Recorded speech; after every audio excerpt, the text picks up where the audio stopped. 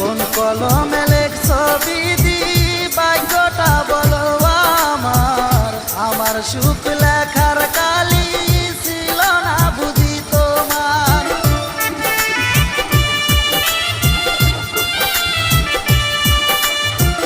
কোন কলমে লেখছ বিধি ভাগ্যটা বলো আমার। আমার সুখ লেখার কালি ছিল না বুঝি তোমার। দু চোখেতে কোথায় থেকে আসে এত জল, এক জীবনে এত দুঃখ সইব কেমনে বল। এক জীবনে